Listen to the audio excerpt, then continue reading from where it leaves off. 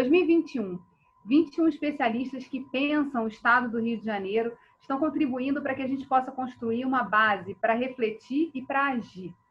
Estou aqui hoje com a economista Renata Lahovere, do Instituto de Economia da UFRJ, professora e pesquisadora, que tem uma longa jornada, né, na reflexão sobre diversos setores do estado do Rio de Janeiro. E eu queria começar, Renata, te perguntando qual o diagnóstico, que desafios a pandemia trouxe para a economia do estado do Rio de Janeiro? Bom, o estado do Rio de Janeiro, como vocês sabem, já estava atravessando o período de crise antes da pandemia, né? Isso aí é amplamente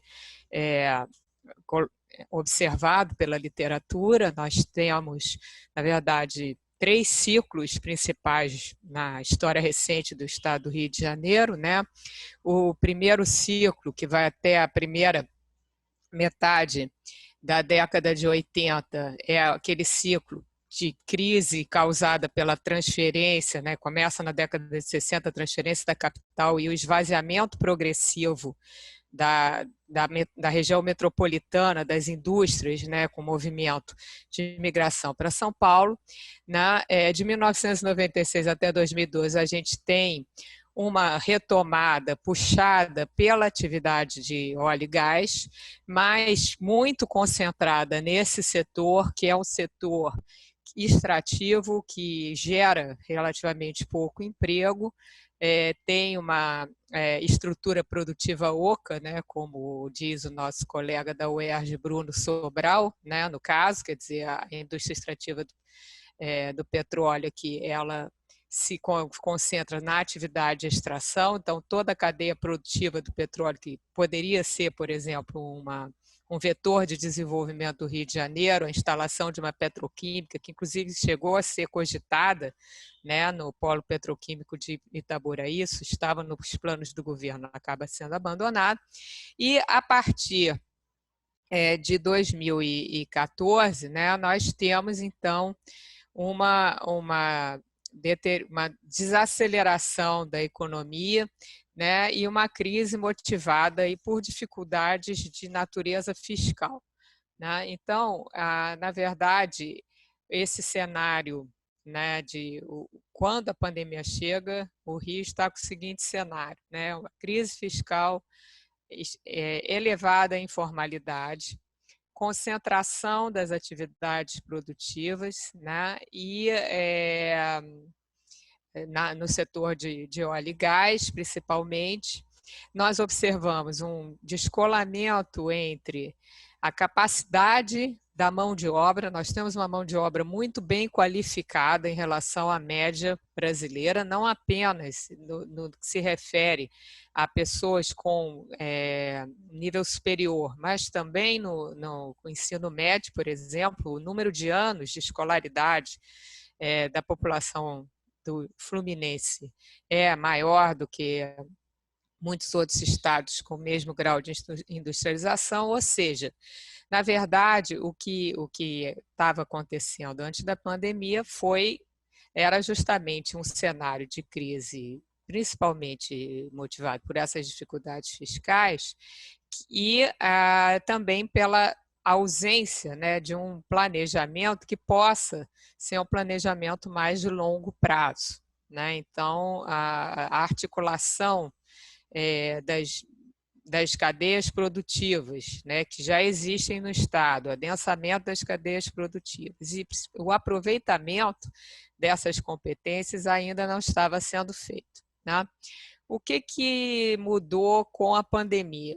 Né? Nós não temos ainda muitos dados para comprovar isso, mas o que a gente observando pelo que vem saindo na mídia, né, me parece que a informalidade deve ter aumentado, quer dizer, que já era um problema sério do estado do Rio de Janeiro, a taxa de informalidade é bastante alta, né? A informalidade aumenta, o comércio, né, varejista enfrenta uma série de dificuldades, porque se trata de um setor de atividade econômica que caracterizado por muitos pequenos negócios, e esses são mais vulneráveis, né? A literatura sempre diz isso, quando nós temos uma crise, os negócios de menor porte são os que sofrem mais.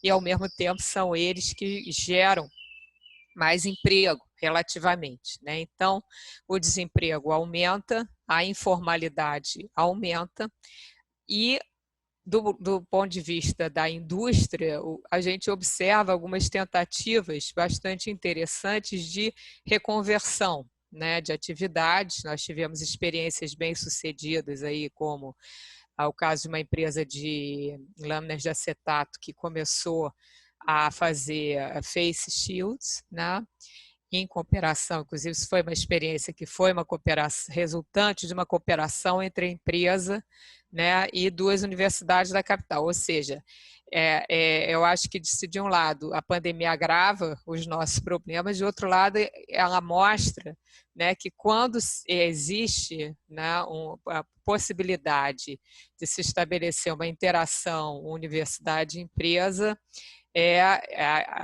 existem, né, mais saídas possíveis, vamos dizer assim. Qual o papel da universidade na retomada do planejamento que precisa acontecer para que a gente possa virar esse jogo, né? Começar a olhar para as potências que o Estado do Rio de Janeiro tem e para o que ele pode fazer crescer nesse momento pós-pandemia? Acho que o papel principal da universidade é disponibilizar conhecimento, né? E isso já vem sendo feito de uma certa forma, né? Nós temos vários canais de comunicação entre a universidade e o poder público, né? Nós temos, por exemplo, o próprio Fórum de Desenvolvimento, acho que é um desses canais, né? No ano passado, a UERJ articulou uma iniciativa chamada Rede Pro Rio, que visa justamente levantar, né, os principais estudos, fazer um repositório de estudos, né, sobre o Rio de Janeiro, né, que possa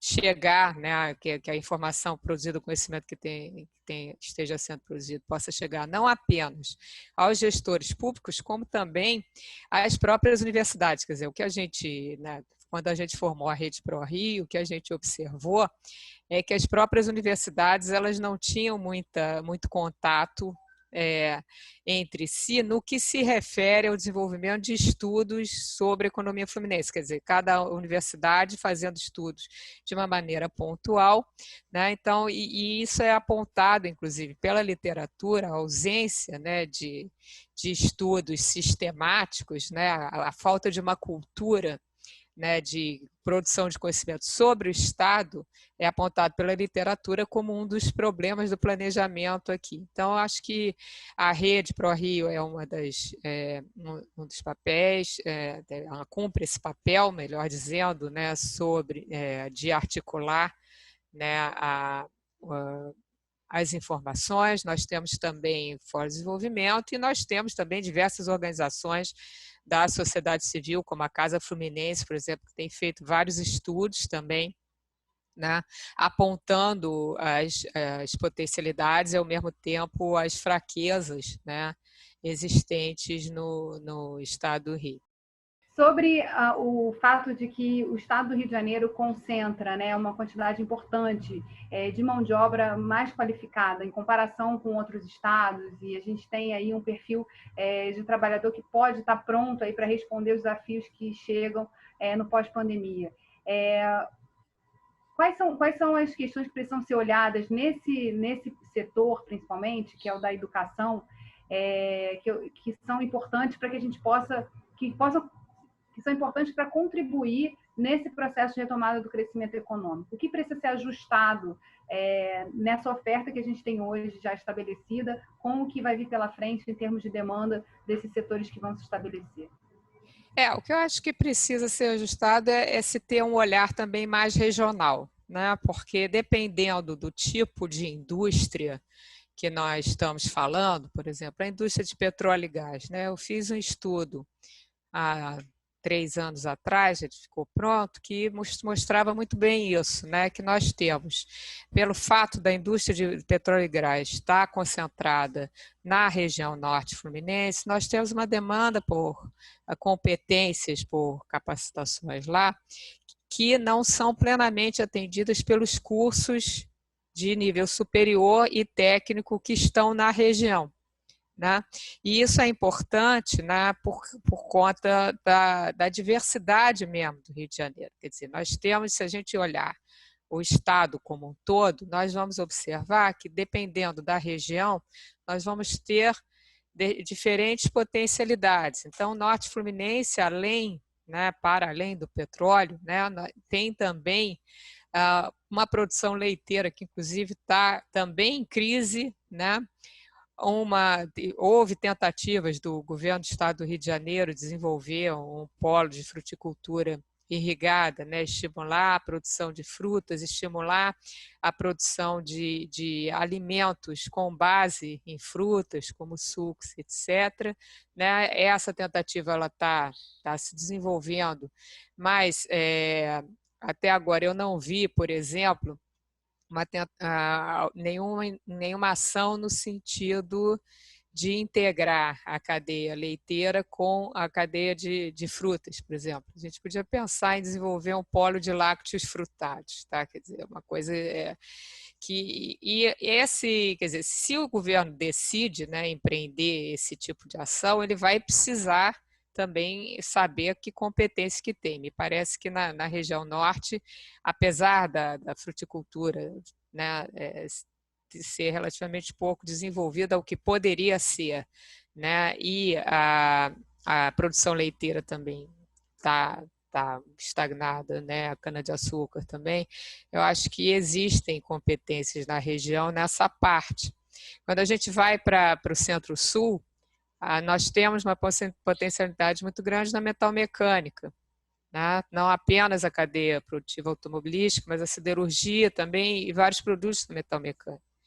Né? Quando nós olhamos para a região serrana, nós temos o polo de confecções de Nova Friburgo, e temos também possibilidades de produção de orgânicos, né? Temos possibilidades também de estimular o turismo, e para cada uma dessas potencialidades a gente precisa, né, de cursos de capacitações diferentes. Quer dizer, não adianta a gente às vezes estimular, né, uma política de treinamento e capacitação de mão de obra, né, de uma vocação que ainda não existe ou que ainda é muito incipiente. Inclusive se fala muito de turismo, né?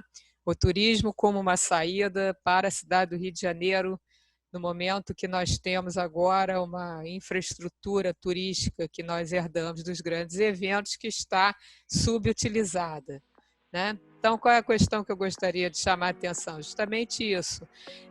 Apesar do grau de qualificação, como eu falei, de educação, da população fluminense ser um pouco maior que a média, existem poucas competências em línguas estrangeiras. Para você poder desenvolver uma cadeia turística e tornar o Rio de Janeiro uma cidade turística, seria necessário fazer um programa intensivo de treinamento em outras línguas que não o português, né? Porque isso é uma coisa que facilita bastante e dinamiza, inclusive, pode dinamizar o setor de turismo. Renata, muito obrigada por você ter somado aí nesse nosso esforço de reunir 21 especialistas, pessoas que pensam Rio de Janeiro, e também ajudar a colocar mais uma peça importante das reflexões que a gente precisa ter para o nosso estado.